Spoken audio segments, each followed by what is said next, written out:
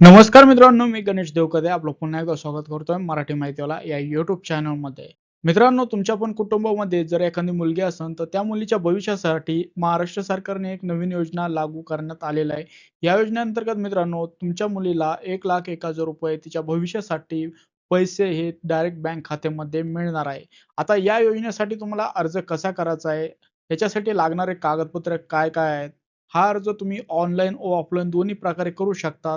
या अर्जाची जी सर्व प्रोसेस आहे तुम्हाला अर्ज करण्यापासून सबमिट करण्यापर्यंत व पैसे खात्यामध्ये येण्यापर्यंत सर्व जी माहिती आहे ती मी डिटेलमध्ये या व्हिडिओमध्ये तुम्हाला सांगणार आहे. तर हा व्हिडिओ शेवटपर्यंत बघायचा आहे आणि अशाच लेटेस्ट अपडेटसाठी आपल्या YouTube चॅनलला सबस्क्राईब करून ठेवायचं आहे. तर मित्रांनो, चला व्हिडिओला सुरुवात करूया. मित्रांनो, या योजनेचं जे नाव आहे लेक लाडकी योजना असं आहे. तर या योजनेअंतर्गत तुमच्या मुलीला हे जे पैसे आहेत ते मिळत असतात. आता भरपूर जणांना ही योजना माहीत असेल, त्यांनी पहिले जर अर्ज केलेला असेल तर काही हप्ते आले असतील किंवा नसतील. जर ज्यांचे कोणाचे रोखलेले हप्ते असतील, जसे की दुसरा हप्ता, तिसरा हप्ता, तर तुम्ही हा अर्ज करून ते हप्ते परत मिळवू शकतात. तर हाच अर्ज तुम्हाला त्या हप्त्यासाठी पण कामाला येणार आहे. तर आपण पहिल्या हप्त्यासाठी अर्ज करत आहोत, तर तुम्हाला यावरती टिक करून घ्यायचं आहे. त्याच्यानंतर आता पहिला जो पॉइंट आहे वैयक्तिक माहितीचा, त्यामध्ये जे लाभार्थ्यांचे नाव आहे ते इथं व्यवस्थित टाकून घ्यायचे आहे. त्यांचा आधार जो क्रमांक आहे तो टाकायचा आहे. आता लाभार्थ्यांचे जे पालक आहे, आई-वडील, तर त्यांचं इथं नाव येणार आहे. त्यांचा आधार क्रमांक इथं येणार आहे. परत सोबत मोबाईल नंबर जर असला तो इथं तुम्ही टाकू शकता आणि चालू मेल आयडी जर दिला तर तुम्हाला या रिलेटेड किंवा या योजनेच्या जे काही अपडेट असतील तर त्या तुम्हाला मिळत राहतील. ती माहिती दिली तर त्याच्यानंतर आपल्याला या फॉर्म सोबत आधार कार्डची प्रत जोडायची आहे. आता बाकीचे डॉक्युमेंट मी तुम्हाला पुढे सांगणार आहे. आता तुम्हाला सध्याचा जो निवासी पत्ता आहे तो टाकून घ्यायचा आहे. आता कसा टाकणार, तर तुम्हाला इथं तुमचा घर क्रमांक टाकायचा आहे, क्षेत्र टाकायचं आहे, परत रस्ता कोणता आहे, गावाचे नाव व शहराचे नाव काय आहे ते टाकायचं आहे, पोस्ट ऑफिस आणि जिल्ह्याचं नाव, पिनकोड टाकून घ्यायचा आहे. तुमचा इथं चालू मोबाईल नंबर द्यायचा आहे. आता या योजनेवेळेस तुम्ही अर्ज करत आहात, हा फॉर्म भरत आहात, तर त्यावेळेस तुमचे जे जिवंत आपत्तीची संख्या तुम्हाला इथे टाकून घ्यायची आहे. किती आपत्ती आहे ते तुम्हाला इथं सांगावे लागतात. आता अर्ज कोणत्या पाल्यासाठी करत आहात, कोणत्या अपत्यासाठी करत आहात, तर इथं पहिल्या अपत्यासाठी करत असाल तर यावरती टिक करून घ्या. दुसऱ्यासाठी किंवा जुळ्यासाठी करत असाल तर तुम्ही याच्यावरती टिक करू शकता. आता एक नोंद तुम्हाला लक्षात घ्यायची आहे, टिप तुम्हाला लक्षात ठेवायची आहे.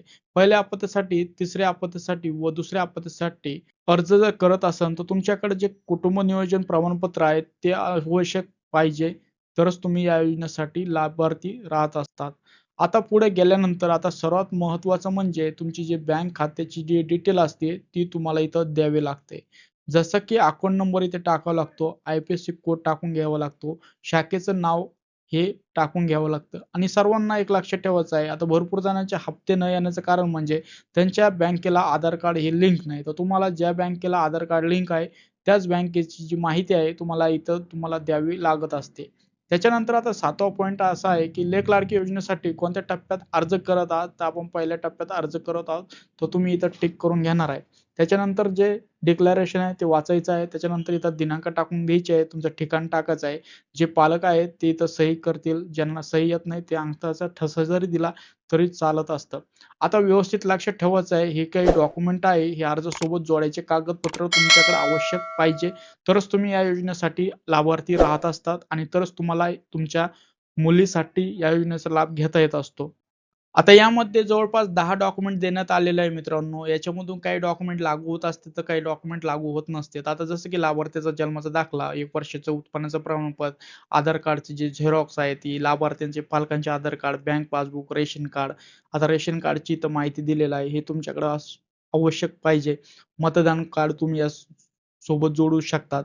संबंधित जर टप्प्यावरील लाभार्थी शिक्षण घेत असेल तर शाळेचा जो बोनाफाईड असतो तो तुम्हाला याच्यासोबत जोडून द्यावा लागतो. नियोजन प्रमाणपत्र तुम्हाला यासोबत जोडून द्यावा लागतो. अंतिम लाभार्थीकरिता अव्यवहित असलेल्या जे लाभार्थी आहेत त्यांचं स्वयं घोषणापत्र इथं जोडून द्यावं लागतं. आता काही जे घोषणापत्र किंवा या फॉर्मची जी लिंक आहे तुम्हाला आपल्या व्हिडिओची डिस्क्रिप्शन चेक करायची आहे. त्याच्यामध्ये तुम्हाला भेटून जाणार आहे.